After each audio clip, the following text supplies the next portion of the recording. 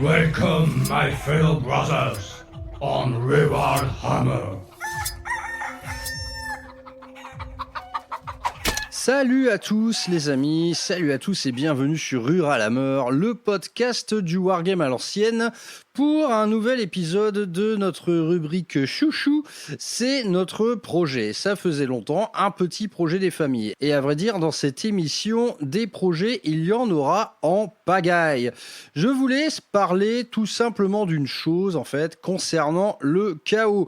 Le chaos, vous êtes au courant, on le voit partout sur les champs de bataille. Seulement, généralement, quand on se pointe à une asso ou à un club, c'est « Ah, moi je suis World Eaters ». Moi je suis Death Guard, moi je suis Thousand Sons, et on se dit ah merde, ils sont où les Night Lords, ils sont où les Iron Warriors, ils sont où les Red Corsairs? On a parfois envie de voir autre chose en chaos. Naturellement, la chose est très compréhensible parce que ces nouvelles factions, enfin ces factions récentes qui sont liées aux 4 puissances de la ruine, eh bien elles ont été quand même chouchoutées. En général, elles ont leur propre codex qui offre de 4 à 6 détachements dédiés. Les figurines sont majoritairement très réussies, même s'il y a des trucs discutables. Par contre, je trouve qu'elles se traînent encore des boulets, ces 4 factions-là, de par, en fait, leur âge relativement récent.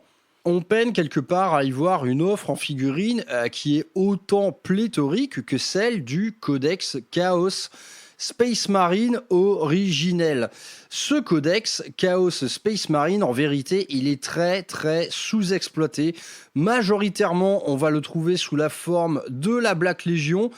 Et sur la scène compétitive, parfois, on va voir 2-3 détachements pointer leur nez, mais en fait, en synergisant avec des figurines, on va dire, tout à fait génériques. On a vu pas mal sur les tables, les Red Corsairs, les créations de Bill, mais globalement, en fait, ce codex, quand même, est pas mal sous-exploité, pas mal sous-représenté. Donc aujourd'hui, eh bien, je voulais lui rendre un petit hommage en piochant, en fait, dans ce codex les meilleures idées possibles pour dresser en fait des armées qui ne ressembleront pas à celles du voisin.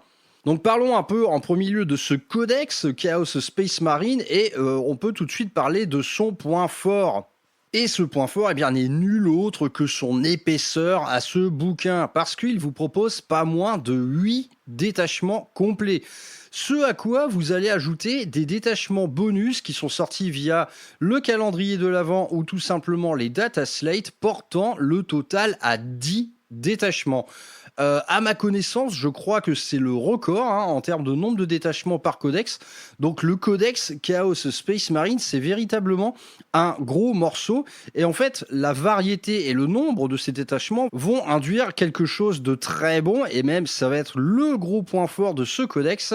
Ça va être la rejouabilité. Quel que soit finalement le choix de votre armée, ce codex va vous offrir plusieurs manières de l'exploiter. Et parfois, en portant les projets modélisme un peu plus loin, il va carrément vous permettre d'étendre, mais de manière drastique en fait, les possibilités de jeu, les possibilités de gameplay différents. Donc 10 détachements, honnêtement, c'est pas rien. Donc on va se pencher là-dessus tout de suite en énumérant les factions quelque part iconiques. Donc je vais parler des différentes factions.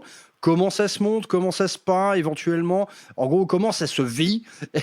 Et ensuite on va se pencher en fait sur les détachements qui leur sont associés pour voir en fait quel genre de projet ça peut mener sur table et est-ce que ça vaut le coup, est-ce que ça va être un projet qui va durer dans le temps, est-ce que ça va être un projet qui va vous amener du plaisir de jeu. Donc on va éplucher tout ça ensemble. On va commencer en fanfare avec les Iron Warriors. Donc, ça fait écho à une ancienne émission que j'enregistrais qui s'appelait Iron Weaven, dans laquelle je vous décrivais un projet assez original, car il consistait à jouer à 40k avec une armée entièrement composée de figurines de l'Horus Heresy. Donc Iron Weaven, n'hésitez pas à aller y jeter une oreille si vous avez loupé la chose, il y a même tout le lore qui va avec. Donc les Iron Warriors, ça peut donc être deux voies de modélisme très différentes. Si je prends en référence à cette ancienne émission, on peut très bien choisir de jouer une espèce de contingent Iron Warriors qui serait quelque part resté dans son jus depuis la Grande Hérésie et donc n'aurait pas trop fait face aux puissances de la ruine. Et à contrario, on peut choisir de mener un projet radicalement en fait pétri par l'énergie Warp. Donc le rapport qu'entretiennent les Iron Warriors avec le Warp, enfin en fait avec les puissances du chaos, c'est dans un but parfaitement logistique, c'est que les mecs, dans un premier lieu, ils vont toujours choisir la voie de l'armement. Le Warp va leur permettre de forger des armes, des véhicules, d'améliorer leur équipement. En gros, un Iron Warrior, il veut devenir une arme. C'est une des dernières punchlines d'ailleurs de Perturabo avant qu'il ne parte loin de Terra. Il voulait devenir une arme. C'est dans les romans Siege of Terra, je kiffe. Bref, donc il y a deux voies de projets très différentes, quoi. Et donc, naturellement, la voie de la déformation Warp, quelque part, eh bien, elle est plus en adéquation avec ce que va vous offrir le Codex. Donc, ce Codex, il a un détachement qui s'appelle Fellhammer Siege Host. Il regroupe pas mal de choses, mais vous allez voir, c'est un peu nuancé tout ça. La règle d'armée consiste à disposer d'un -1 bless sur toute votre armée, véhicule y compris, ça c'est important. Donc un -1 bless si tant est que la force qui vous tire dessus est supérieure à votre endurance. Donc ça, naturellement, sur les véhicules, c'est absolument violent parce que même des véhicules plus légers, si vous prenez un Dreadnought Léviathan, par exemple, avec une endu 10, eh bien même un canon laser ou même une arme de tir tôt absolument massive aura un -1 bless là-dessus. Donc ça peut faire véritablement toute la différence. Là où le bilan est un peu plus nuancé, c'est sur l'infanterie. Vos légionnaires Iron Warriors, ils sont en du 4. Si vous prenez des salves de bolters, par exemple, ça ne changera absolument rien. Donc c'est une règle d'armée un peu à double tranchant. Je trouve qu'elle profite beaucoup aux véhicules, mais l'infanterie tombera toujours aussi facilement face à de la saturation. Donc vraiment pas ouf. C'est vrai qu'on est plus tenté par aligner des trucs avec des endurances fortes, comme un Land Raider Iron Warriors à rendu 12 qui vous met à -1 bless. Honnêtement, ça va pas être du gâteau pour le sortir, quoi. Du côté des améliorations, c'est pas terrible malheureusement. On va trouver pêle-mêle une sauvegarde ratée qui va aboutir sur un damage 0, un mot-clé anti-véhicule 4+, un +1 bless sur un objectif, un tracer warp quand même très sympa qui va enlever le couvert à une unité que vous aurez choisi au tir. Mais tout ceci est pas mal, mais globalement ça manque cruellement de synergie avec nos troupes. L'infanterie, dans laquelle en fait sont vos personnages leaders, elle ne profite pas de tous ces bonus. Donc ça, c'est vraiment un peu con. Amélioration vraiment pas ouf. Du côté des stratagèmes, on va retrouver une reroll de hit au CAC, une reroll de bless en plus si l'unité ciblée est très diminuée. Donc ça, c'est cool. Les mecs s'en prennent beaucoup aux faibles, quoi. On va également trouver une petite douche de blessure mortelle au corps à corps à chaque dégât qu'on va recevoir. Donc dès que vous perdez un PV, vous jetez un 4+, l'ennemi qui vous a assailli prend une mortelle.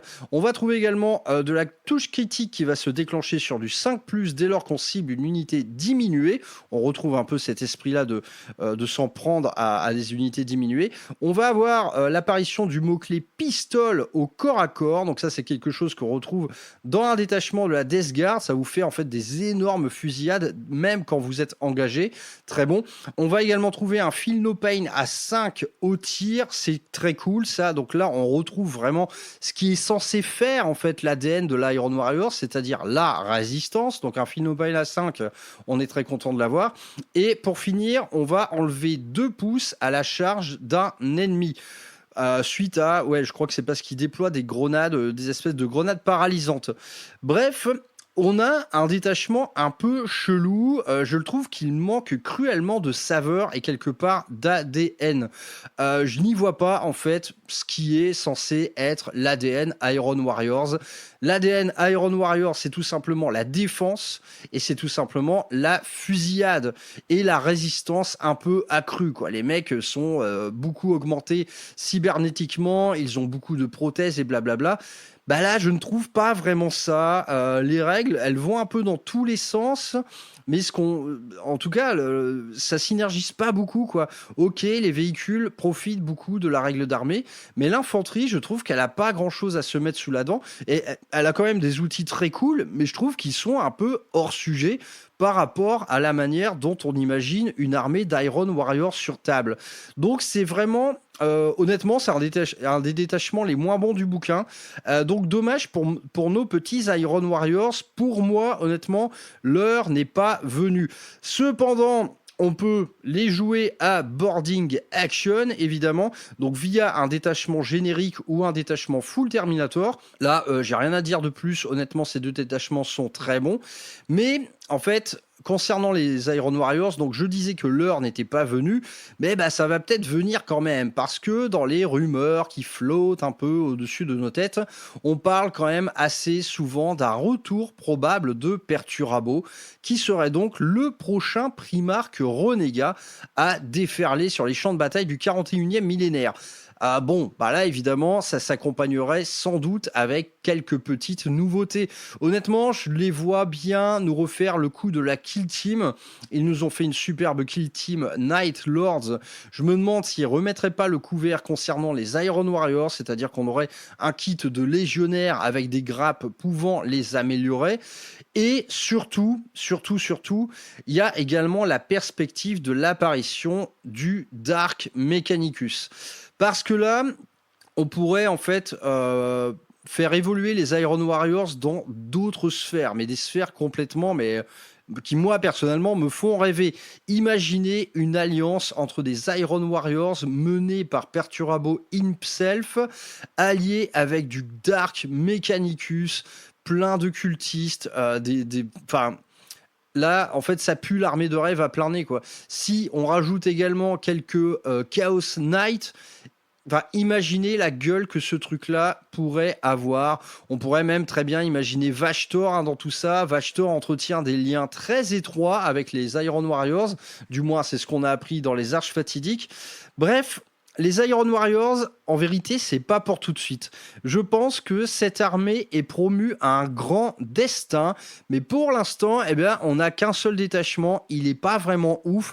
À vrai dire, je pense que pour les propriétaires d'armées Iron Warriors, je pense à l'ami Noctilite d'ailleurs, je pense qu'on trouvera des options beaucoup plus séduisantes dans le bouquin. À vrai dire, si on joue à Iron Warriors, le détachement générique lié à la Black Legion, honnêtement, il pourrait très très bien faire la blague. Bref, les Iron Warriors, c'est pas pour tout de suite. Donc pour l'instant, moi je vais pas vous encourager à monter une armée comme ça qui a beaucoup trop de lacunes, que ce soit en termes de figurines ou de règles pour l'instant, mais nul doute que ça va changer. Passons maintenant aux Red Corsair. Alors là, les Red Corsair, il y a un gros problème d'office. Elles sont où les putains de motos? Où sont les Chaos Bikers? C'est tout à fait l'unité iconique, en vérité, de cette armée-là. Enfin, en tout cas, potentiellement, mais on ne les a pas, quoi. On a des figurines vieilles de 25 ans. C'est juste pas possible. La gamme en figurines est vraiment trop pauvre. Et c'est bien dommage, hein, parce que du côté du lore, les Red Corsair, c'est vraiment assez passionnant. Je vous renvoie en fait à tout ce qui a pu se faire en émission de lore sur la guerre de Badab. Donc il y avait l'ami du Librarium, hein, qui nous avait fait une rétrospective assez merveilleuse de la guerre de Badab. Donc une guerre durant laquelle, eh bien, vont naître les Red Corsairs sur les cendres des Astral Claws menés par Huron. Donc voilà, il y a énormément à dire sur la genèse en fait de cette nouvelle faction que sont les Red Corsair. Chez les amis du Land Rider également, ils ont fait très récemment une émission qui vous fait un joli déroulé de tout ce bordel, parce qu'on va pas se mentir, c'est un sacré bordel. Bref, les Red Corsairs, en termes de figurines, l'offre est absolument nulle. Il n'y a même pas une petite figurine d'Huron, à vrai dire. Et bah, il manque, en fait, globalement, ce qui va faire tout le sel de cette armée, ça va être l'attaque rapide. Comme leur nom l'indique, les Red Corsairs, ils sont là-dedans. Ce sont des pirates. Ils vont agir vite, fort et bien. Et donc, dans le lore, il y a pas mal d'étapes du lore, hein, qui leur sont dédiées. Les mecs vont souvent être dans le vol, dans le sabotage, dans l'assassinat, dans la capture, en fait, éclair de lieux lieux capitaux. Donc, ils ont pas mal aidé Abaddon à ce sujet lors de la 13e croisade. Donc, bref, en fait, à travers les lignes, on voit une faction qui doit être absolument kiffante à jouer. Donc, qu'est-ce que ça donne, malgré l'absence de figurines, du côté des règles? Eh bien, ça nous donne un détachement qui s'appelle Renegade Riders, et honnêtement, qui est vraiment très, très bon. Donc, c'est un détachement qui va être très axé mobilité et attrition. Tout le monde va avoir le mot-clé assaut et va améliorer sa PA de 1 sur une unité qui occupe un objet. Et ça, c'est au tir comme au corps à corps. Donc là, une règle d'armée quand même très bonne, hein. Le mot-clé assaut partout, un bonus de PA, ça rigole vraiment pas trop, quoi. Du côté des améliorations en vrac, on va avoir une petite ferme APC, un mouvement d'avant-garde de 6 et de la reroll d'advance ou de charge. Donc très bon. Scout 6, reroll, advance et charge, c'est très bon. Du côté des stratagèmes, on va trouver l'équivalent d'un Armor of Contempt.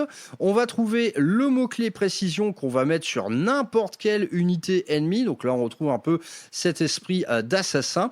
On va avoir également un mouvement bonus juste après la phase de combat. Ça, c'est véritablement très très fort. Ce mouvement bonus va vous permettre de rentrer au contact d'autres unités ou voire de vous remettre à couvert, par exemple. On trouve également une advance auto à 6. On trouve une reroll hit et wound en désembarquant d'un transport. Alors là, c'est bien bourrin, hein. Une unité de 10 légionnaires qui débarque d'un rhino, elle reroll tout. Si elle s'en prend à une unité sur un objet, elle améliore également sa PA. Et pour finir, en stratagème, eh bien, on trouve ni plus ni moins qu'un advance et charge. Donc détachement résolument violent. Je pense que celui-là doit être joué en tournoi, hein, ça m'étonnerait pas. C'est vraiment violent. C'est l'agression totale quand vous cumulez en fait une advance à 6 avec une advance et charge, des bonus d'attrition sur les troupes qui occupent des objets. Enfin, waouh. Donc là, naturellement, en fait, dans l'ADN de cette armée, eh bien, on va jouer un maximum de trucs qui vont vite. Donc on va jouer des motos, même s'il n'y a pas les figurines. En tout cas, c'est ce qu'on a envie de faire. On va également jouer des Raptors, hein, les mecs en jump pack, et des légionnaires embarqués dans des rhinos. Et on va distribuer là-dedans des personnages bien couillus, hein. Le Chaos Lord me paraît absolument indispensable dans ce détachement-là. À vrai dire, c'est très open, hein, sur le list building. Vous pouvez mettre absolument ce que vous voulez. Même si vous mettez quelques machines démons, ces machines démons, elles ont le mot-clé assaut, hein, donc ça rigole pas trop.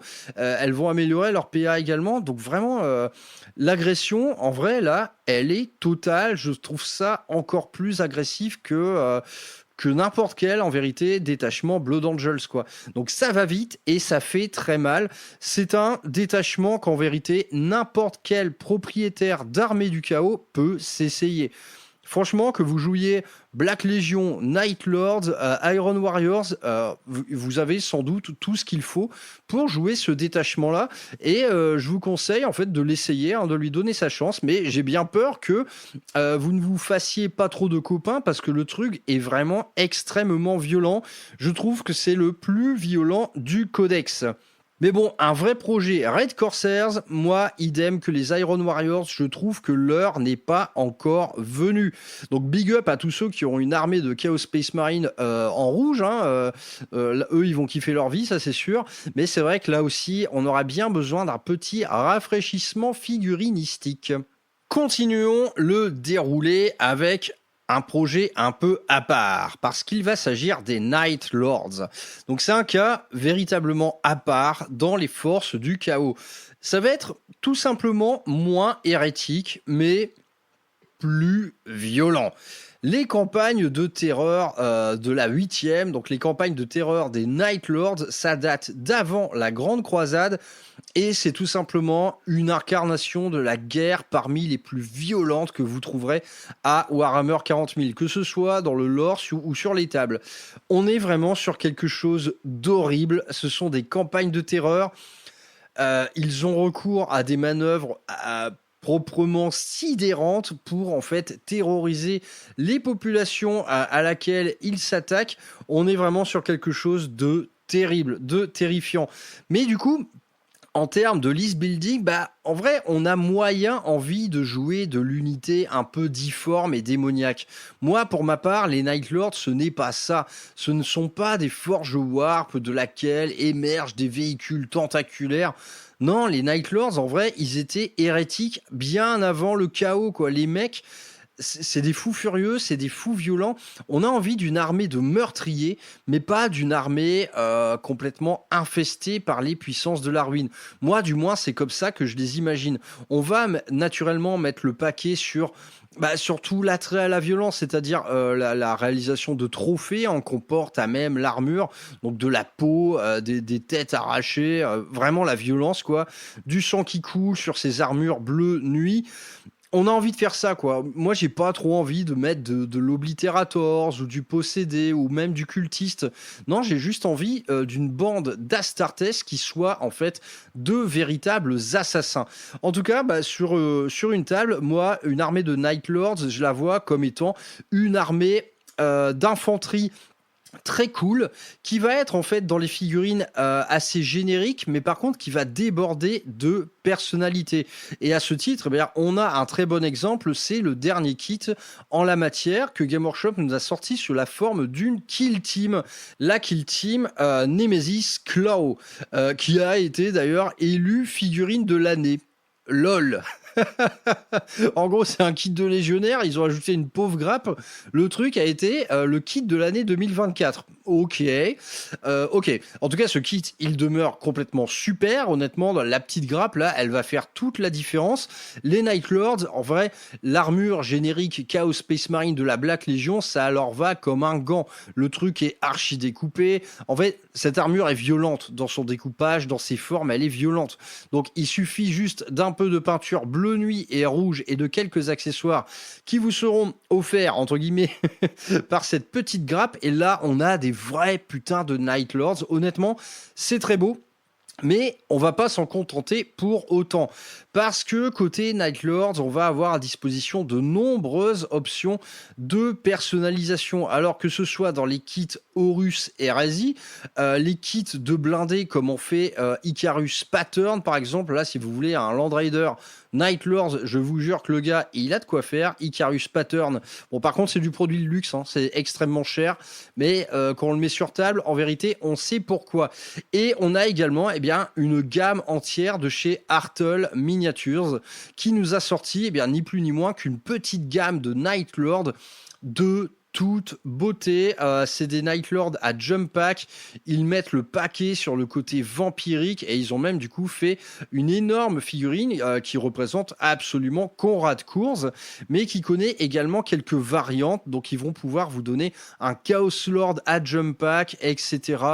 Bref, la petite gamme de chez Artel Miniatures pour vous faire une vraie escouade d'élite en Night Lord. Moi, je vois ça comme ça. Je vois un Chaos Lord à Jump Pack accompagné de 10 en fait gardes d'honneur qui seront joués comme des Raptors.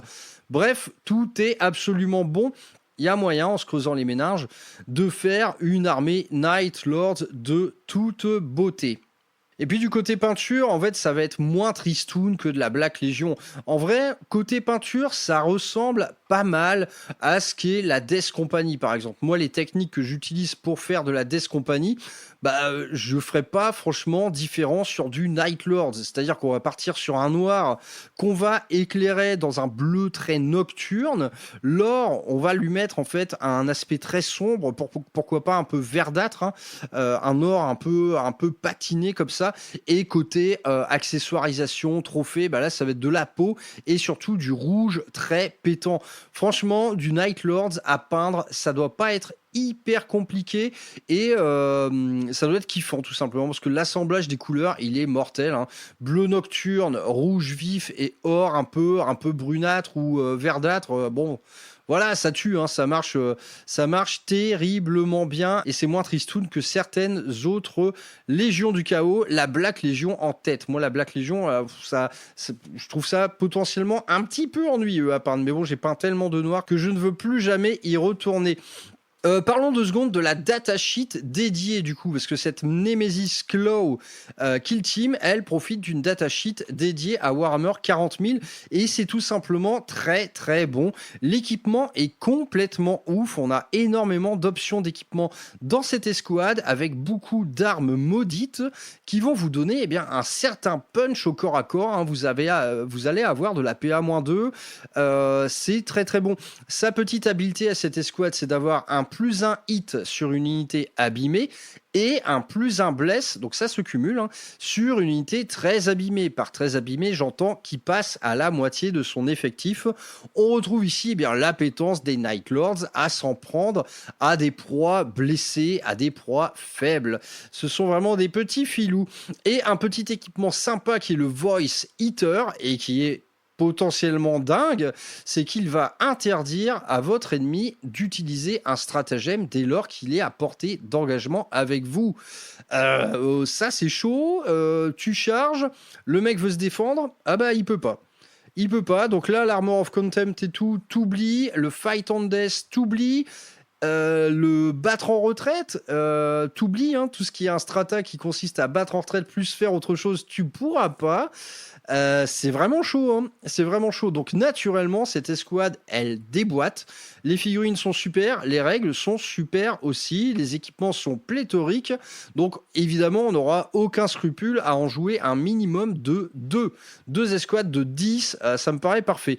Donc on va en venir maintenant au détachement dédié aux Night Lords qui s'appelle le Dread Talons. La règle d'armée, ça va tout simplement être de déclencher du Battle Shock en série et bien souvent avec des malus. En gros, dès que vous avez la moindre de vos unités qui va être à 12 pouces de l'ennemi, ça va être Battle Shock direct. Donc ça se cumule pas, c'est-à-dire qu'à la phase de commandement adverse, le mec, s'il a déjà un test de Battle Shock à faire, il va pas en faire un deuxième parce que vous êtes à moins de 12 pouces de lui. Mais en tout cas, durant la partie, vous allez en déclencher, mais par paquet. Et donc, là, on peut se dire, ok, ça parle encore de Battle Shock, on sait que les armées qui s'articulent autour de ça, c'est jamais bien ouf. Cependant, les Night Lords y ajoutent un côté absolument massif. Parce que là, c'est toute l'armée adverse qui va battle choquer dès lors que vous rapprochez un peu trop. Et ça, mais en fait, durant une partie, le mec, il va en foirer plein. D'autant que vous lui mettez des malus. Là, le malus de -1, c'est automatique. Dès lors qu'on parle de factions avec des commandements pas ouf, du genre Orc ou Garde Impériale, Genie Stealer Cult ou quoi, les mecs, ils vont se chier dessus. Ils vont se chier dessus. Et bien, justement, c'est ce qu'on veut quand on joue Night Lords.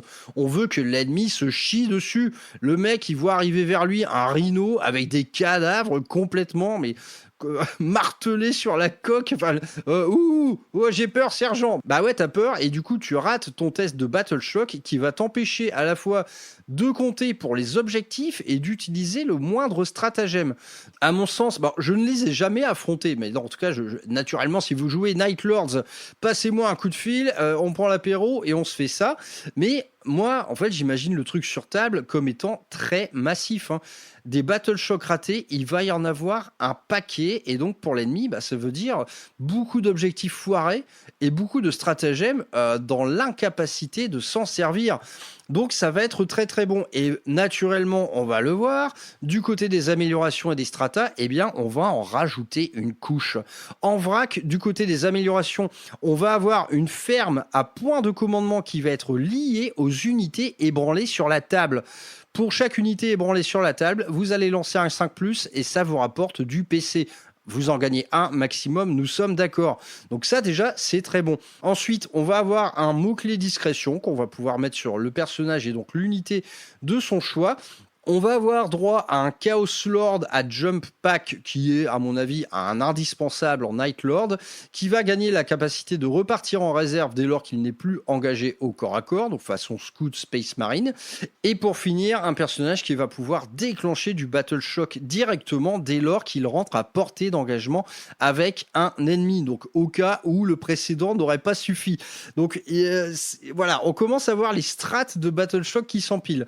Du côté des stratégies, stratagème, eh bien, ça va naturellement synergiser principalement avec les unités ennemies ébranlées. Le premier strat, par exemple, eh bien, vous gagnez un bonus de PA sur une unité qui est ébranlée. Très très bon. Un autre stratagème qui va donner une aura de Battle Shock de 12 pouces autour d'un personnage que vous venez de tuer. Là, on parle en fait d'un meurtre qui va être tellement dégueulasse, tellement cruel, tellement sadique que autour de ce personnage tué, bam, tout ce qui est à 12 pouces va battle choquer. Mais c'est énorme, hein. Imaginez une aura de 12 pouces, mais en gros, ça fait mais un énorme disque sur toute la map. Donc là, absolument énorme ce truc-là. Il y a moyen en fait de plier un tour complet avec ça. Hein. Si le mec aura de plein, il foire tous ses primaires, il foire ses objets secondaires et tout, mais putain, c'est chaud pour lui, quoi. Bref, un meurtre cruel qui peut être très très impactant. Autre strat purement d'attrition, ça va être une reroll, hit et bless sur une unité ébranlée. Donc là, honnêtement, très très balèze. Hein. Je vous rappelle la règle spéciale de la Nemesis Claw, qui en plus met du plus un hit et du plus un bless. Plus un hit, plus un bless, reroll hit, reroll bless, bonus de PA sur une unité ébranlée.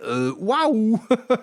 Honnêtement, le Night Lord, quand il s'en prend à quelque chose d'un peu faiblard, il est vraiment, mais sans pitié, quoi. On continue avec un strat de retraite plus charge. Alors ça, c'est toujours immensément précieux. Et un autre qui consiste à faire une FEP à 6 et à déclencher un Battle Shock immédiat, encore une fois, avec malus. Très bon, une petite FEP à 6, ça aussi on prend. Et pour finir, on va avoir une séance de charge gratuite, mais pendant la phase de mouvement ennemi. Ça, c'est chaud. C'est très chaud, hein. Le mec bouge, en fait, vous lui chargez dessus pendant qu'il bouge. Donc ensuite, donc naturellement, on ne gagne pas le mot-clé Fight First, mais cependant, eh bien, on est considéré à la phase de combat qui va suivre comme étant déjà engagé, ce qui fait que c'est bel et bien nous qui allons taper en premier. Donc très très bon, hein. Honnêtement, ce détachement, il est très très bon. Il ne se contente pas de faire que du Battle Shock, hein. Il a également des mécaniques d'attrition absolument sidérantes. Il y a du bonus de PA, il y a de la reroll, en vrai, il y a tout ce qu'il faut pour à la fois être mobile, être méchant. En étant mobile, je vous rappelle, hein, il y a FEP à 6, plus retraite, plus charge, ça c'est très bien. En bref, il y a tout ce qu'il faut, quoi. Et naturellement, l'ADN du truc, c'est le déclenchement de Battle Shock, mais à vrai dire, incessant. Vous allez en déclencher à toutes les phases, hein, vraiment, que ce soit au mouvement, au corps à corps. C'est chaud, hein. Dès lors que vous êtes proche de l'ennemi, ça c'est du malus automatique. Donc le mec, ne serait-ce que garder ses primaires, ça va pas être facile non plus. Donc en vrai, moi ce détachement, je le trouve super, hein. On va vouloir jouer un truc à la fois assez populeux, assez mobile, assez rapide potentiellement, bref, tout ce qu'il faut. Et bien là, je vous propose une petite liste. Alors c'est une petite liste à 1500 points que j'ai faite, qui est tout simplement la plus bête du monde, hein. Donc on a en QG un Chaos Lord et un Sorcerer, donc un Psyker. Moi j'aime bien quand même l'idée de mettre un peu de Psyker chez les Night Lords. On peut très bien imaginer le type de sort que le mec va lancer, des trucs tétanisants qui vont te faire une espèce d'aura de terreur. Bref, c'est le kiff. Du côté de l'infanterie, on a une énorme escouade de Chosen qui va être embarquée dans un Land Raider, 2 escouades de 10 Nemesis Claw, donc la Kill Team, qui vont être embarquées dans des Rhinos, et on va avoir également 3 unités de 5 Raptors. Ça va être les stars justement pour déclencher du Battle Shock partout où vous le voudrez. Il y a un petit Land Raider aussi, je sais pas si je l'ai dit. Bref, en gros, une armée d'infanterie très très classique, mais bon, on va pouvoir compter sur l'accessoirisation et sur quelque part les kits pour custom vos véhicules pour en faire une pure armée de terreur, hein. Oui, il y a aussi une petite escouade de Terminator. Donc vous voyez, en fait, il y a un monde fou, hein. À 1500 points, il y a un monde fou. C'est une belle armée d'infanterie populeuse, mobile, qui déconne pas en termes d'attrition, hein. Les Chosen, ça déconne pas. Les 2 escouades de Nemesis Claw, ça ne déconne pas. Les Raptors, bon, c'est plus nuancé, mais eux, justement, on va s'en servir pour faire autre chose, pour quelque part terroriser l'adversaire avant que nos troupes ne s'en prennent à ça, hein, c'est-à-dire des unités qui à la fois ont peur et se sont fait un petit peu diminuer. Bref, là c'est du kiff, hein. Là c'est une très belle armée à mon sens, le détachement est très bon, et bah on en revient au point fort du codex, c'est que cette armée-là, elle peut être sans problème jouée avec le détachement Black Legion, donc les vétérans de la longue guerre, ou le détachement Red Corsair même, franchement il n'y a aucun problème. Si vous ajoutez quelques Psykers, vous pouvez jouer le nouveau détachement Cabal, qui est sorti dans la Data Slate, enfin bref. Là, l'armée Night Lords, à mon sens, c'est un très bon plan. Les figurines, ok, on n'a qu'un kit, mais comme je vous l'ai dit, on trouve de très chouettes trucs ailleurs, chez Artel, chez Icarus Pattern, pour bien stuffer ses blindés. C'est kiffant à peindre, c'est sans doute kiffant à assembler, et sans nul doute, c'est kiffant à jouer. Donc le projet Night Lord, honnêtement, il est très très séduisant. Et si vous n'êtes pas convaincu, eh bien allez d'office écouter cette superbe odyssée que nous a fait Indomitus 40K sur Conrad Cours, de sa naissance jusqu'à la croisade de Tramas. Évidemment, si vous voulez également du bon lore Night Lord, c'est du côté de la croisade de Tramas, donc face au Dark Angel, qu'il faut aller voir. Saveur assurée et violence assurée. Hein. Là, on est vraiment sur un truc de fou. Bref, Night Lords, pour moi, c'est 10 sur 10. Un projet qui, si je n'ai pas le temps de le faire, en tout cas, j'aimerais bien le voir ailleurs et l'affronter plus souvent. Et attends, et ouais, évidemment, petit insert, j'ai oublié d'en parler, mais des Night Lords, eh bien, ça va se jouer très très bien à Board in Action, via le détachement générique. Bah oui, évidemment qu'ils vont être super, ces Night Lords, dans des coursives de vaisseaux. Et la liste, là, que je vous ai décrit précédemment, elle rentre sans problème. Hein. Beaucoup de légionnaires, un peu de Raptor, du Terminator, un Chaos Lord, terminé. La liste, elle est faite, et à mon avis, elle va être savoureuse. On passe à quelque chose de complètement différent. On va parler de la Horde dégénérée. La Horde dégénérée, alors là, on parle d'un projet vraiment fou. On va y rassembler en vrai toute la lie du chaos, donc des bêtes, des démons, des gardes renégats, des cultistes de toutes sortes, maudits ou pas, sombres communions, dégueulasseries en tout genre, enfants du chaos. Là, on parle d'un projet de malade, car il va être hyper populeux. Donc, à retenir que ces gardes renégats dont je vous ai parlé, qui existent sous la forme d'une kill team, qui est pas oufissime d'ailleurs, cette petite escouade, elle va gagner le mot-clé Battle Line dans cette armée-là. Donc, c'est vrai que là, on va être tenté de jouer quand même pas mal de gardes, en fait, pas que des cultistes. Donc, l'offre commerciale à ce titre, c'est absolument galactique. Ne serait-ce que du côté de chez Games, il y a quand même pas mal de kits, que ce soit cultistes maudits, bon les Chaos Spawn, laisse tomber, les gardes renégats, les kill teams, des cultistes, en vérité, ça peut être tout et n'importe quoi. Vous prenez des gangs Necromunda, pourquoi pas même des Poxwalkers, des figurines de The Old World, des figurines de l'Empire, dans sa partie gueux, qu'on va un peu convertir. Il y a des très bons exemples de cultistes alternatifs chez Wargame Exclusive. Wargame Exclusive, c'est un site, enfin c'est un créateur de figurines, donc eux ils fabriquent réellement des figurines, mais qui également sert un peu d'annuaire en ligne à d'autres créateurs. Et chez Wargame Exclusive, des kits de cultistes, vous en avez des dizaines. Vraiment, il y a des cultistes de toutes sortes, il y a plusieurs affiliations. Vous avez des cultistes de Zinch, de Nurgle, d'autres qui sont plus en mode garde renégat. Enfin bref, une horde dégénérée, chaotique. Ça peut être un véritable océan de figues, mais du coup des figues de merde. Et c'est ça qui va être très bon. Du côté du détachement, ça se nomme tout simplement Chaos Cult. Et donc ça va être un détachement où le mot-clé d'année va être à la fête. Donc ce Chaos Cult va enchérir par rapport au Dark Pact. C'est vrai que comme un con, j'en ai pas parlé, mais la règle universelle du chaos, ça va être ça. C'est le Dark Pact.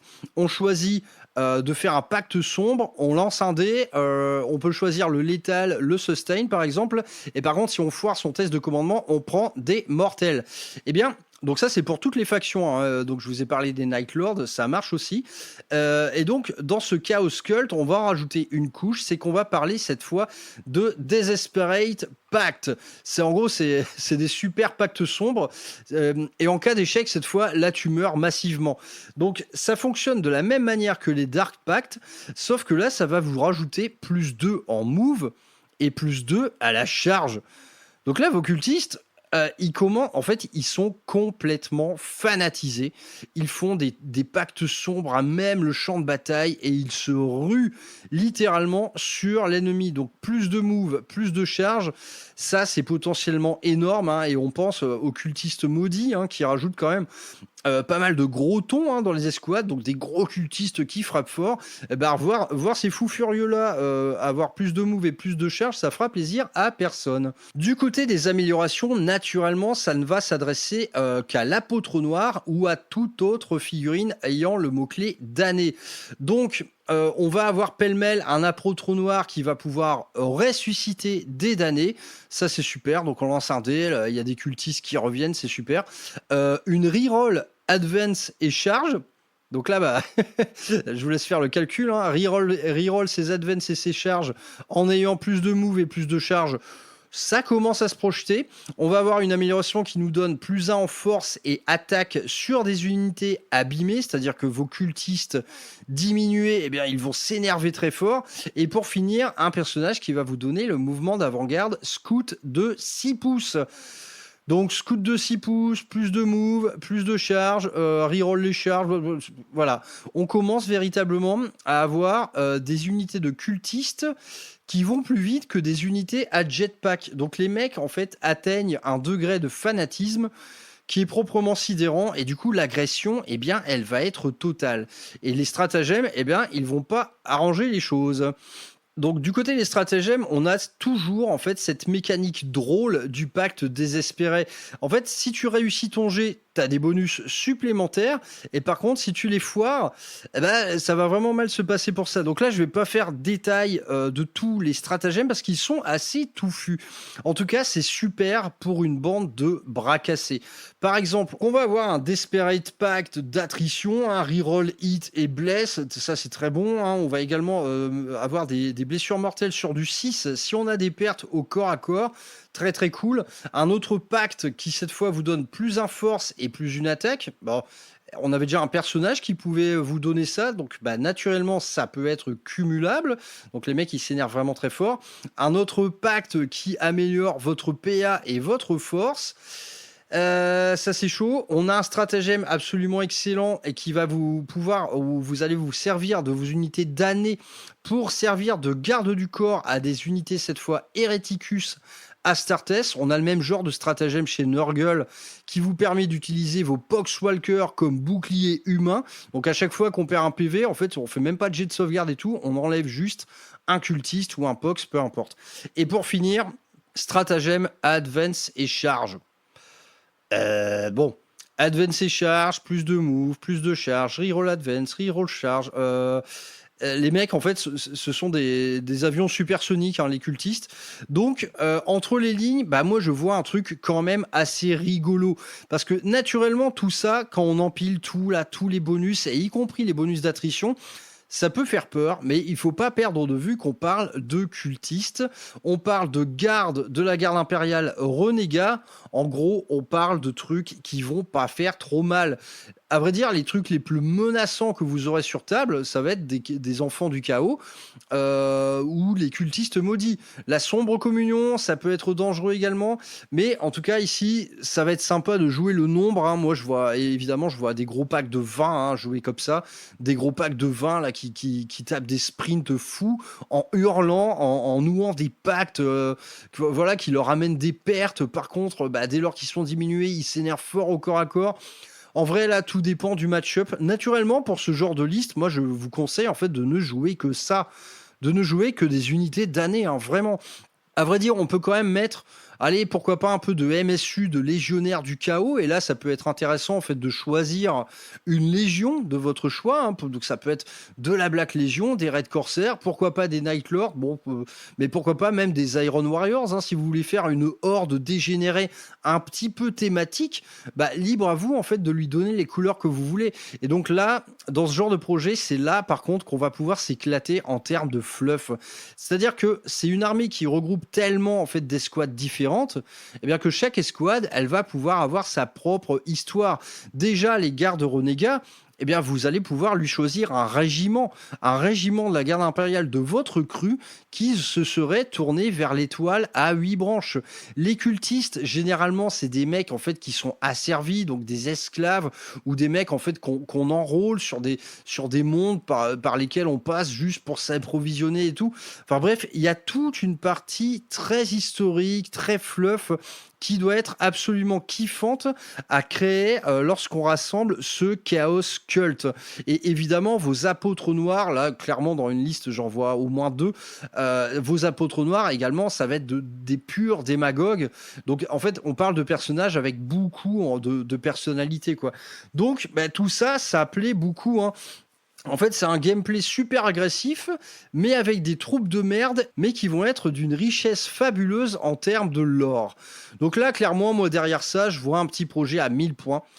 Franchement, c'est cool. Un petit projet à 1000 points, donc on parle d'unités pas chères, hein, naturellement, 10 cultistes ou 10 gardes, c'est à peu près 50 ou 60 points.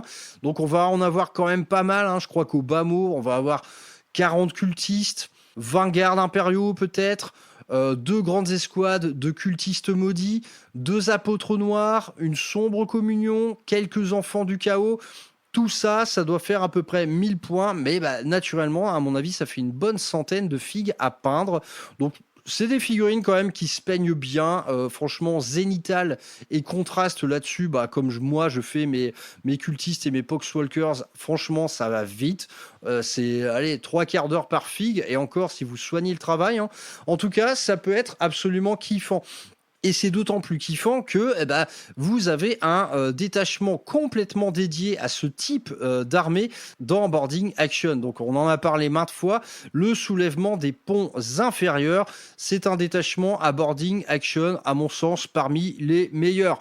Il est absolument kiffant et on retrouve en fait cet esprit de troupe complètement fanatisé.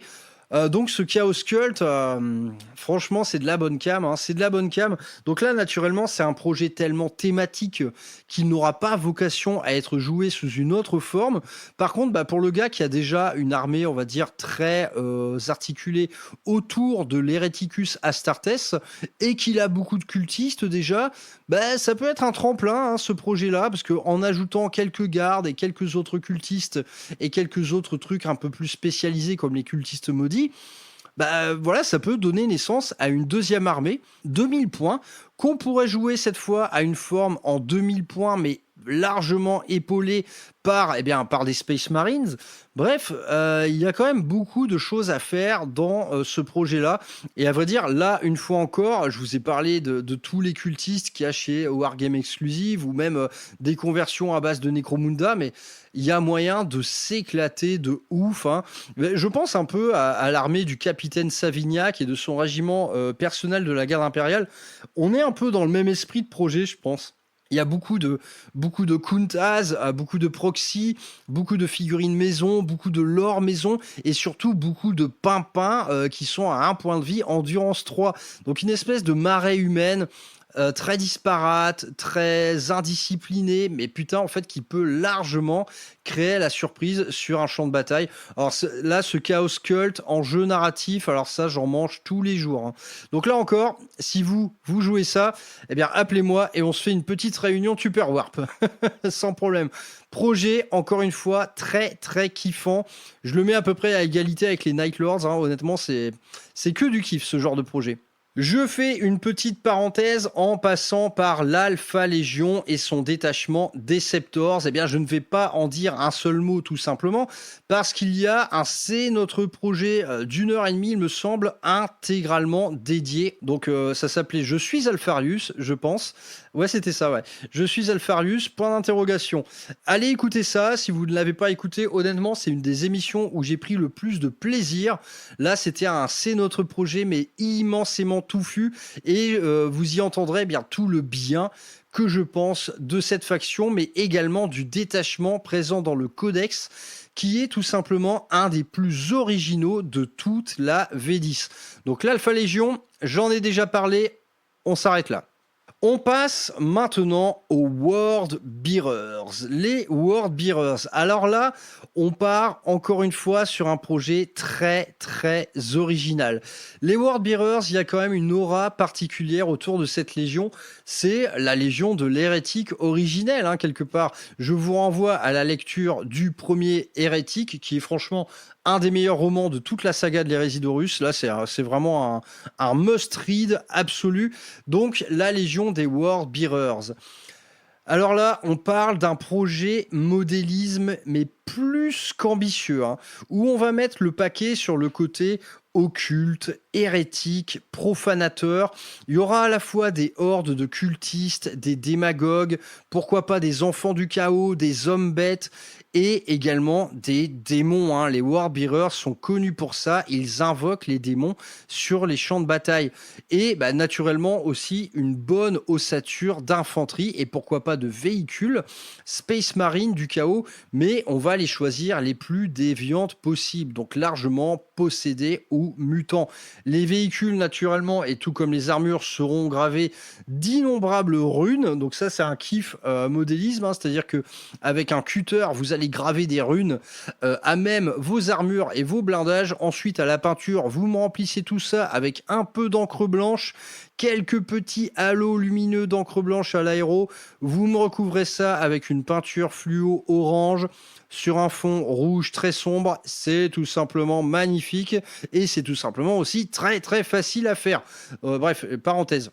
Mais tout ça, au final, ça va vous donner une superbe armée très très variée. Et là, on va pouvoir également parler d'une armée qui, elle aussi, pourra être jouée sans problème via d'autres détachements. Parce qu'on va y trouver de tout en vérité, à la fois de l'Hereticus Astartes, du cultiste, du démon. Il y a plein de choses à faire. Parmi cette armée, donc là, imaginez le truc en modélisme. Là, de ce que je vous ai décrit, c'est déjà ambitieux, hein. C'est-à-dire que voilà, beaucoup de possessions démoniaques, beaucoup de runes gravées, beaucoup de difformités, beaucoup de dons en fait du chaos. Les Warbearers en fait courent après ça, hein. Ils courent après les dons du chaos. C'est ça qu'ils cherchent, quoi. Et parfois les dons du chaos, ça donne lieu à des dégueulasseries absolument terrifiantes. Donc ça, idem, si vous trouvez des enfants du chaos alternatifs, tout mignons là, hyper tentaculaires, ça peut également être superbe sur table. Donc là déjà on part sur une armée pas simple, mais cependant, dans les règles, il y a un truc qui va venir enfoncer le clou, ça va être les fameux marquages. Dans les règles dont on va parler, toutes vos escouades peuvent être marquées. Mais du coup, une marque, ça veut dire un dieu, ou alors un marquage du chaos universel. Ça, imaginez le truc en source potentielle de conversion. On est sur quelque chose de proprement délirant. Parce que les règles, elles synergisent principalement, d'ailleurs c'est le petit défaut que je trouve dans ce détachement, c'est que ça synergise principalement avec tout ce qui est Astartes, mais en faisant un peu l'impasse sur le reste. Donc ça, c'est un peu dommage. Mais en gros, comment on construit un projet World Bearers ? Est-ce que, par exemple, une escouade de légionnaires du chaos marquée de Tzeentch, est-ce que on prend un kit de légionnaire standard, donc Black Legion, et on va l'accessoiriser un peu avec par exemple quelques petites flammes de magie ou un bec d'oiseau, tu vois, pour que ce soit plus Tzeentch? Ou alors, est-ce qu'on va pas prendre carrément un pack de rubriques Marines et ensuite juste en fait changer, pourquoi pas, les casques et les épaulières? En vrai, là, il y a un vrai énorme délire à faire. Vos légionnaires marqués de Khorne ou de Nurgle ou de Tzeentch ou de Slaanesh, en termes de conversion, Là, en vrai, vous avez toutes les armes du monde.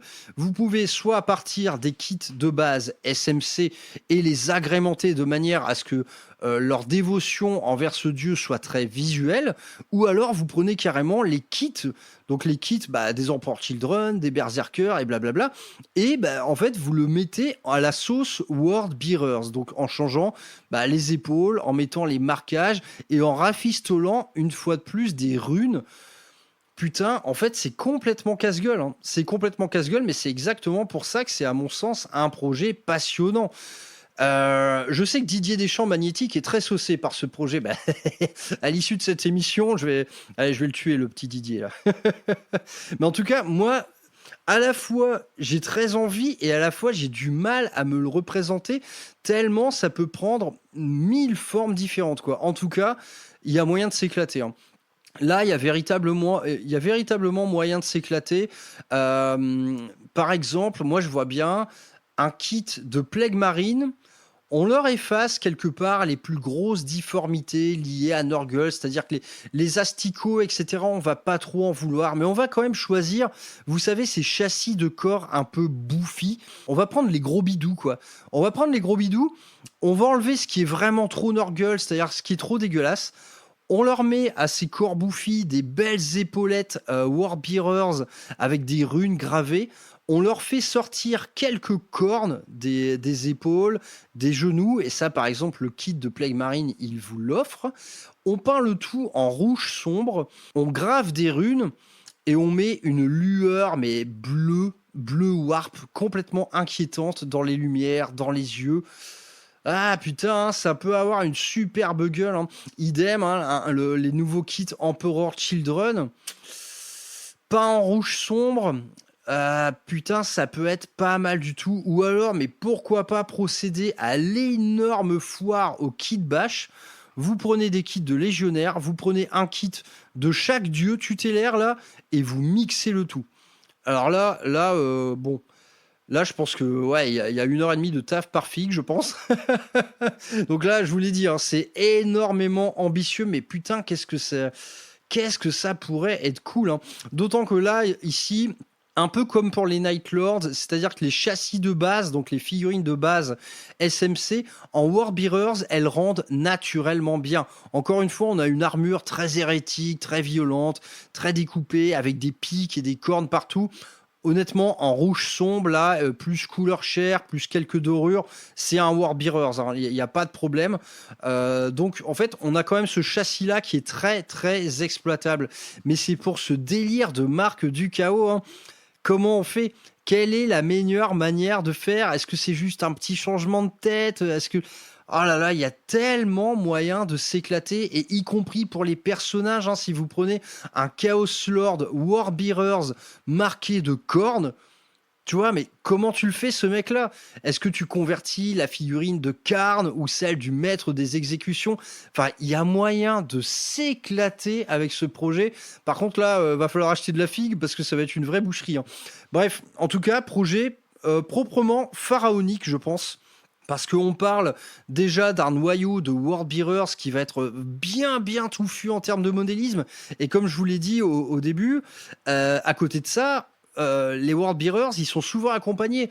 Et on peut très bien voir des sanguinaires. Ou alors, ouais, carrément, il y a moyen de faire une armée complètement thématique Warbearers.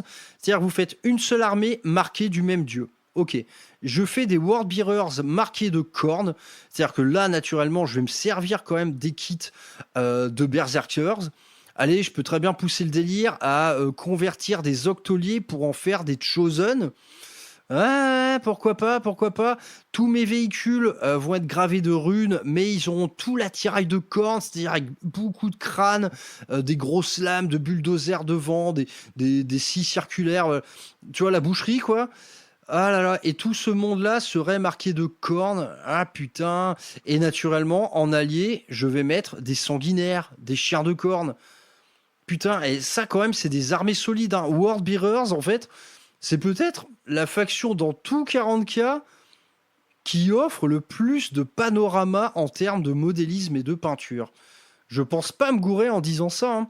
C'est vraiment vaste comme l'enfer. C'est à la fois vaste thématiquement, En termes d'offres commerciales de figurines, alors là, c'est proprement pharaonique.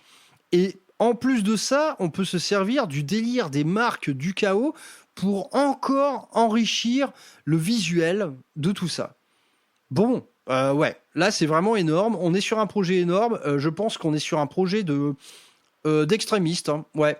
Là, c'est vraiment dédié aux extrémistes du hobby, je pense, parce que c'est une quantité de travail, mais également d'argent, je pense, qui est probablement sans commune mesure. Bon, bref, on va arrêter de rêver. Néanmoins, je suis moi-même là en train d'y rêver. Hein. Putain, là, cette idée de... Ah ouais, de World Bearers de cornes. En plus, ça leur va comme un gant, tu vois, c'est du rouge sombre. Ah, putain, c'est vraiment pas mal du tout. Hein. Là, c'est vraiment pas mal du tout. Je viens d'avoir l'idée pendant l'émission, à vrai dire. Mais en tout cas, ce délire des marques, j'en parle tout simplement parce qu'il s'incarne en termes de règles. Donc, parlons un petit peu du détachement, le Pact Bound Zealot.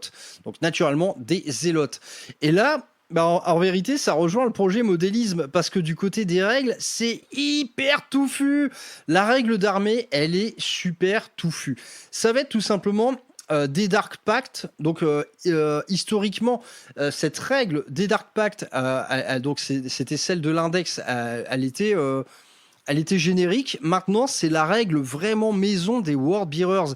Et c'est naturellement avec cette faction-là que cette règle a le plus de sens. Moi, je vous en ai déjà parlé, mais en gros, les Dark Pact, je suis pas fan. La Black Legion, ok, ça peut faire des pactes sombres. Les Night Lords, pas du tout. Les Iron Warriors, encore moins.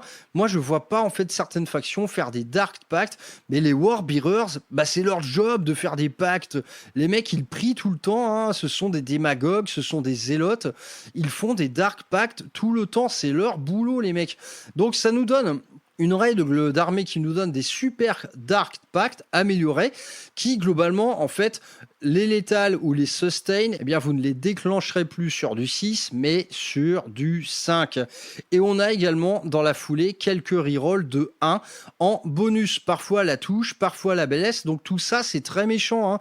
Du critical 5+, que ce soit en sustain ou en létal, ça nous donne des légionnaires du chaos particulièrement couillus. Et le petit bonus non négligeable, c'est qu'en fait, suivant la marque que vous aurez choisie pour votre escouade, ce Dark Pact, il va vous apporter un bonus supplémentaire, mais qui cette fois va être lié à votre dieu. Et là, c'est là que l'armée, elle prend tout son envol et devient hyper thématique et hyper narrative dans sa manière d'être jouée. Donc naturellement, une unité marquée de Nurgle, un pacte sombre, donc outre le létal, le sustain, tout ça, ça va vous donner également un bonus de résistance. Khorne va vous donner un bonus d'attrition, un bonus de force. La neige va vous donner un bonus de mouvement, etc., etc. Donc c'est une règle d'armée hyper touffu. Honnêtement, c'est peut-être la règle d'armée la plus touffue de tout le jeu. Et en tout cas, c'est super, quoi. C'est très, très narratif, tout ça. Du côté des améliorations, honnêtement, c'est là encore une fois très sympa. Ça synergise encore une fois avec les Dark Pact.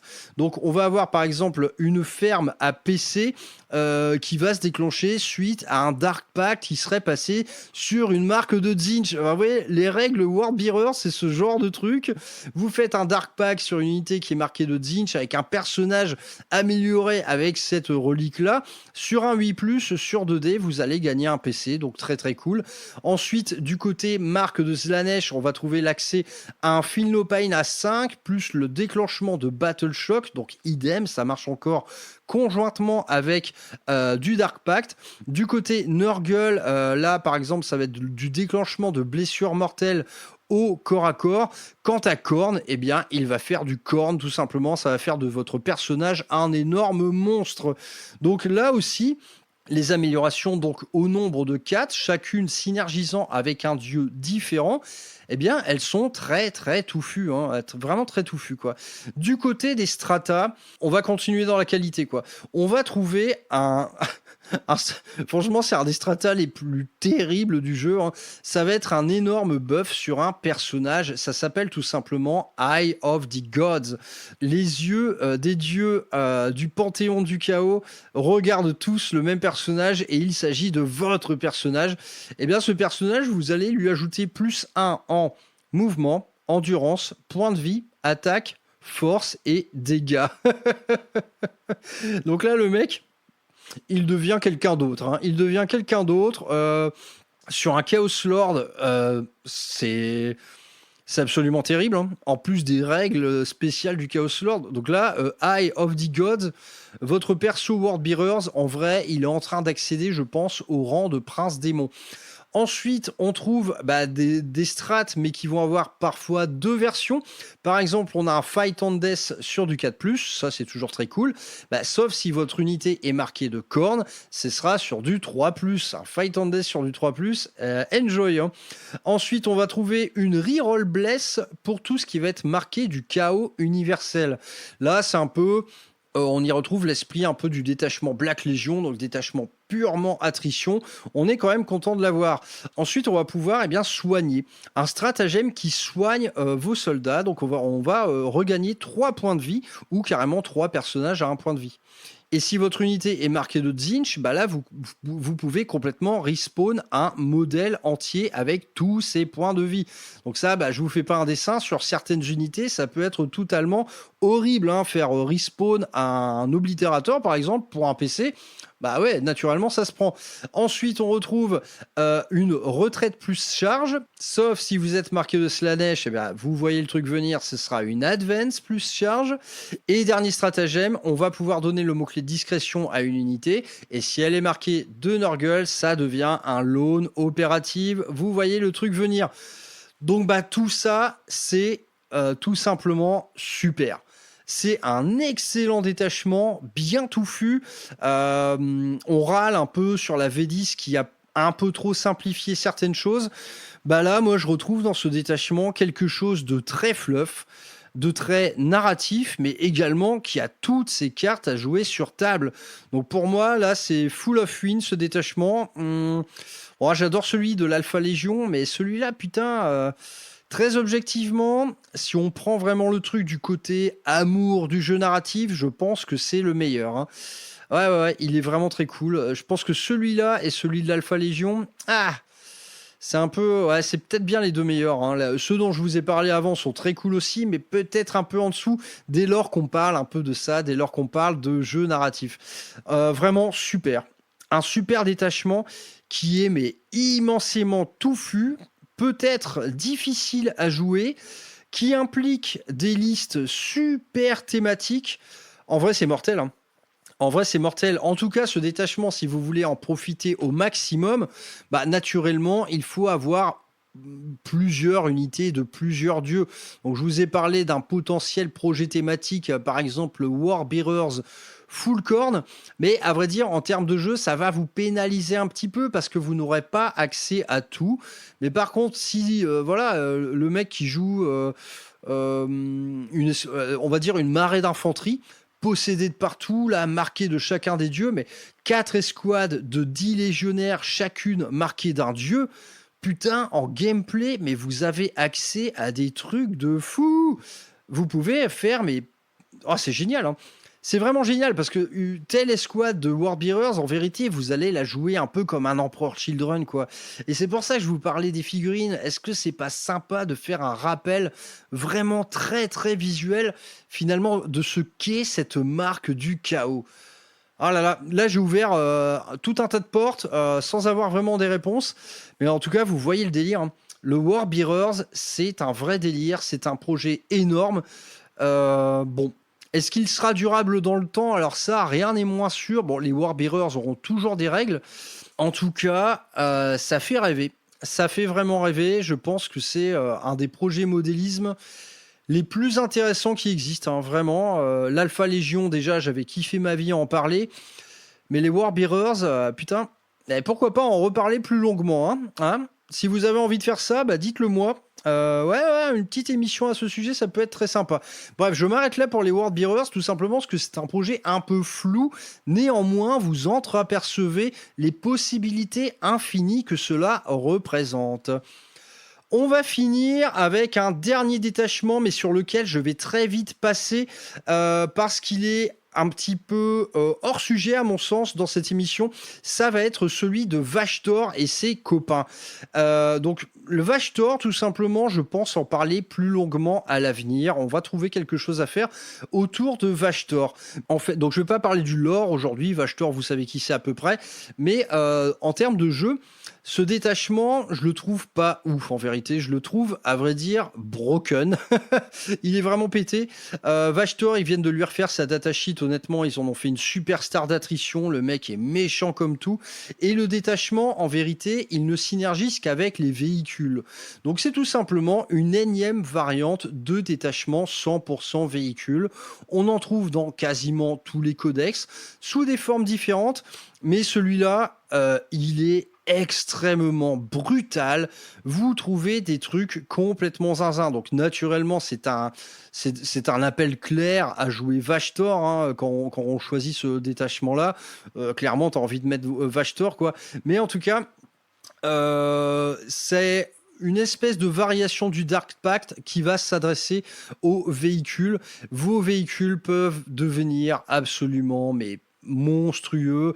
Vous allez avoir du plus 1 bless. Vous allez ajouter 2 aux caractéristiques d'attaque de mêlée en fait des véhicules. Donc il y a clairement des unités comme les comment ça s'appelle, comme les Fiend là. Putain, je me rappelle plus.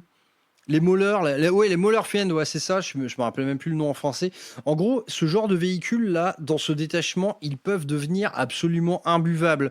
C'est un détachement dans lequel on va regrouper un maximum de Tech Marine, je me souviens plus du nom équivalent chez les Chaoteux, mais en gros, les Tech Marines, dans ce détachement, ils peuvent faire des trucs de dingue, ils peuvent ajouter 4 à leurs caractéristiques de mouvement, par exemple, ils peuvent donner des Feel No Pain aux véhicules, vous aurez accès via des améliorations ou des stratagèmes à plein de reroll, de la reroll hit, du plus 1 bless comme on l'a vu. Vous pouvez gagner des PC dès lors qu'un de vos véhicules explose. Et pour le reste, honnêtement, on est dans la menace terrible, hein. C'est que, en gros, vos véhicules, ils ont tous les bonus imaginables. On améliore la PA, on améliore les jets de touche, on peut avoir du critical amélioré. Enfin, il y a beaucoup de choses.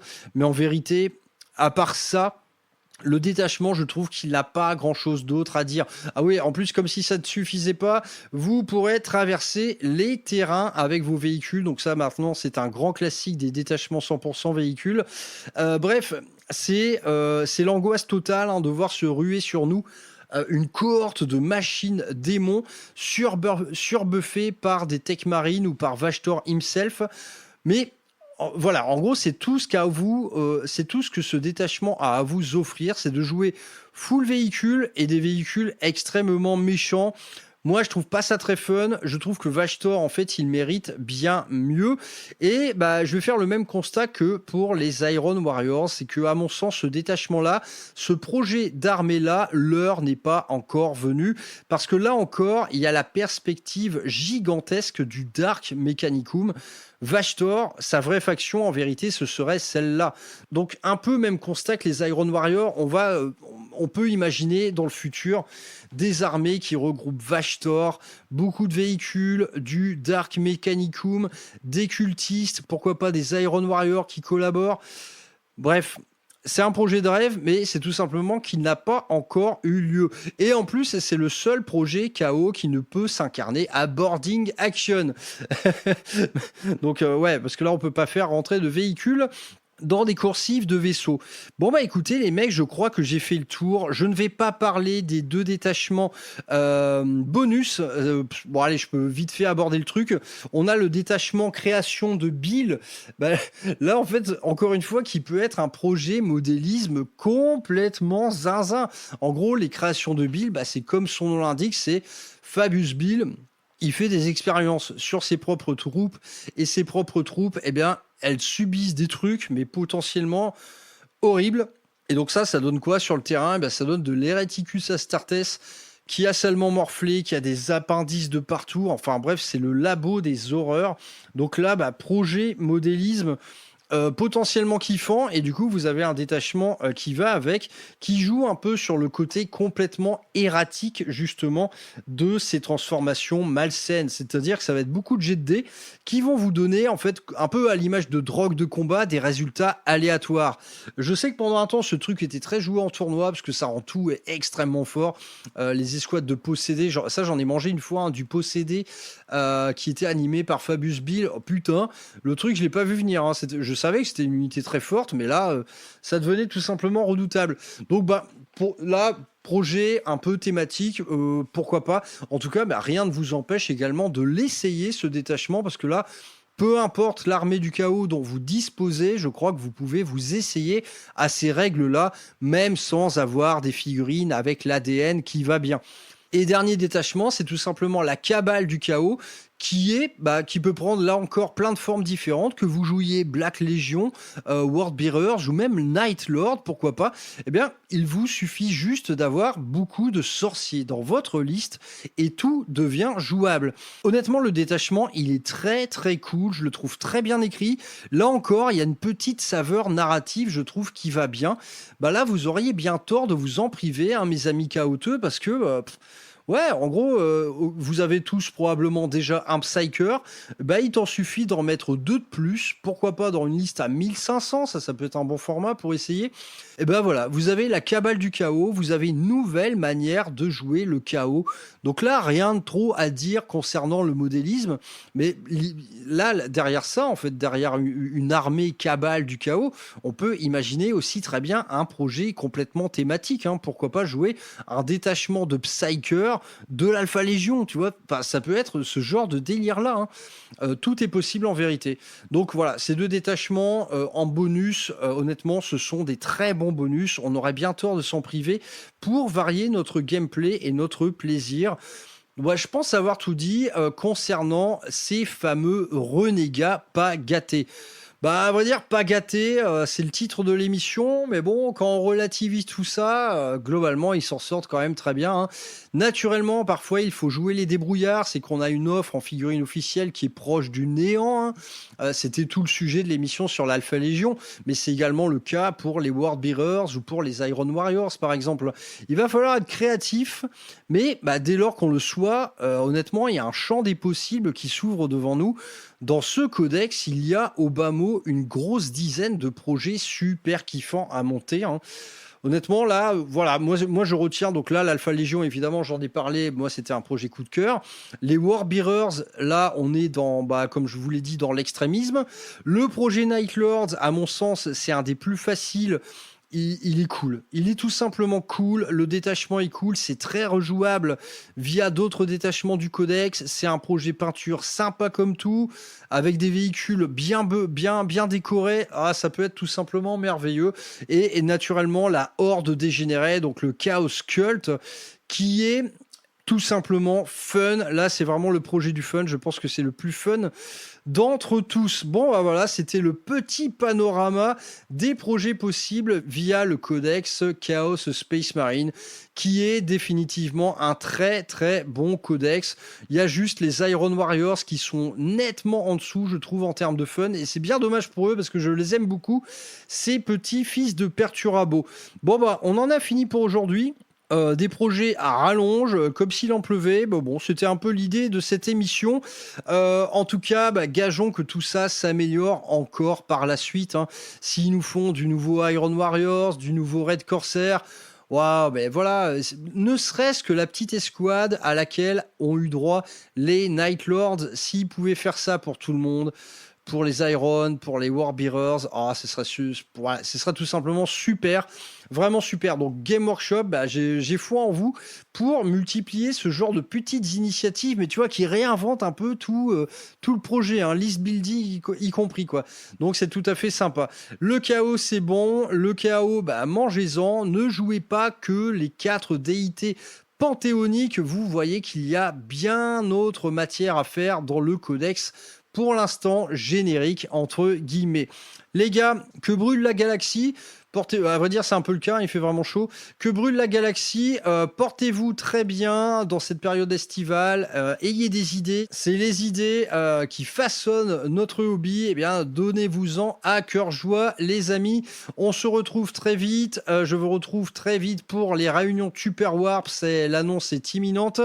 Les ateliers aéro aussi. Voilà, il y a beaucoup de choses à faire, hein, en vérité. Les ateliers aéro, l'inauguration ne devrait plus traîner non plus. Portez-vous bien, les loulous. On se retrouve sur les réseaux, sur Discord, sur Insta. Je vous fais des bisous. À plus tard. Ciao.